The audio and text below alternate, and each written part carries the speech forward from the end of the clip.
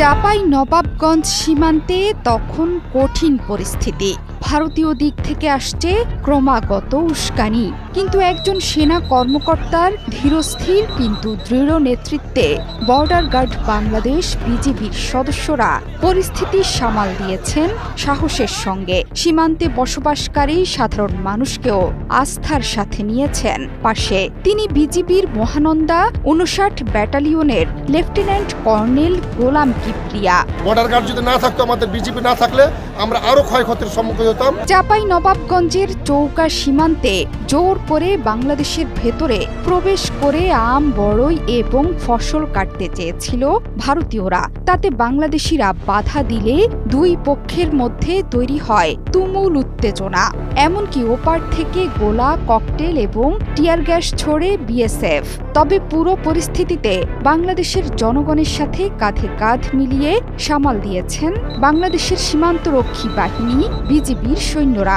আর ঠান্ডা মাথায় জনগণ এবং সৈন্যদের নেতৃত্ব দিয়ে পুরো পরিস্থিতি নিয়ন্ত্রণে আনেন মহানন্দা ৫৯ বিজিবি ব্যাটালিয়নের লেফটেন্যান্ট কর্নেল গোলাম কিবরিয়া। পতাকা বৈঠকে নিজেদের কর্মকাণ্ডের জন্য বিজিবির কাছে ক্ষমা চাইতেও বাধ্য হয় বিএসএফ সদস্যরা। অধিনায়ক গোলাম কিবরিয়ার সফল নেতৃত্বে সীমান্ত এলাকায় সাহসী ভূমিকায় জনগণ। ঘটনার দিন বিকেলে সীমান্তের শূন্য রেখায় অধিনায়ক পর্যায়ে অনুষ্ঠিত হয় পতাকা বৈঠক। এ সময় উত্তেজনা, গাছ ও ফসল কাটার বিষয় নিয়ে ক্ষমার সঙ্গে দুঃখ প্রকাশ করেছে ভারতীয় সীমান্তরক্ষী বাহিনী বিএসএফ। পুরো বিষয়টি সামাল দিয়ে গোলাম কিবরিয়া জানান, চৌকা কিরণগঞ্জ সীমান্তে দিনভর উত্তেজনা থাকলেও বিকেলের পর পরিস্থিতি নিয়ন্ত্রণে আসে। বর্তমানে কঠোর নজরদারি চলমান আছে ১,২০০ গজ কাঁটাতারের বেড়াবিহীন এই সীমান্ত এলাকা। মাঠে কাজ করা কৃষক বাদে অন্য কাউকেই সেদিকে যেতে দেয়া হচ্ছে না। উৎসুক জনতা সেখানে ভিড় জমালেও তাদের সরিয়ে দেওয়া হয়েছে।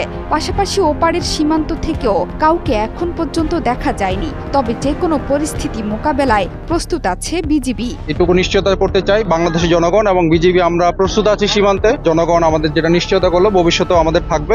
বিজিবি আমরা দিনরাত প্রস্তুত আছি। আমরা ইনশাল্লাহ যে কোনো পরিস্থিতি আমাদের বিজিবির কন্ট্রোলে আছে। এর আগে শনিবার বেলা ১১টার দিকে সংঘর্ষের সূত্রপাত হয়েছিল। এরপরই মোতায়েন করা হয় অতিরিক্ত বিজিবি বিএসএফ সদস্যদের। সেদিন কিরণগঞ্জ সীমান্তের ভারতীয় অংশে জমি থেকে গম ও গাছ কেটে নেওয়ার অভিযোগ করে দেশটির বাসিন্দারা। এ সময় ভারতের সীমান্তরক্ষীরা কয়েকজন বাংলাদেশিকে আটক করতে গেলে বাধা দেয় গ্রামবাসী। এ নিয়ে শুরু হয় দুই দেশের সীমান্তবাসীদের উত্তেজনা। সে সময় গোলাম কিবরিয়া বলেছিলেন, বিএসএফ সাউন্ড গ্রেনেড নিক্ষেপ করেছে, যেটা আন্তর্জাতিক আইনের লঙ্ঘন। কেউ যাতে শূন্য রেখা অতিক্রম না করে সেজন্য সতর্ক অবস্থানে আছে বিজিবি। বিজিবির পাশে দেশপ্রেমিক জনগণও আছেন বলেও জানান এই অধিনায়ক। আপনাদেরকে সহযোগিতা করার জন্য আমরা বিজিবি সবসময় আছি। ওই পাশ থেকে যদি বিএসএফ শূন্য লাইন অতিক্রম করে অথবা ওদের গ্রামবাসী অতিক্রম করে, এটা দেখাশোনার দায়িত্ব আমাদের। এখন সীমান্ত এলাকা স্বাভাবিক আছে বলে জানিয়েছেন বাংলাদেশের বিজিবি অধিনায়ক। তবে সীমান্তে বাড়তি নজরদারির জন্য মোতায়েন আছে অতিরিক্ত সদস্য। পাশাপাশি এই ঘটনায় ৫৯ বিজিবি অধিনায়কের সংবাদ বিজ্ঞপ্তিতে সীমান্ত এলাকায় না যেতে এবং কৃষক ও স্থানীয় জনসাধারণের ফসলের মাঠ নষ্ট না করার জন্য অনুরোধ জানানো হয়েছে। বাংলাদেশ থেকে যে উৎসুক জনতা ১০,০০০ ১২,০০০ লোক এখানে আপনাদের মাঠে প্রবেশ করে আপনাদের ফসল নষ্ট করতেছে। এই যে আপনি বলছেন প্রচুর ফসল নষ্ট করছে, আপনার ২০,০০০ টাকা ক্ষতি হয়েছে। এই ক্ষতিটা কি ভারতের লোকজন করছে? সুতরাং আপনাদের এই ব্যাপারে সচেতন হইতে হবে। কেউ যেন এই আমাদের কৃষক ভাইদের জমি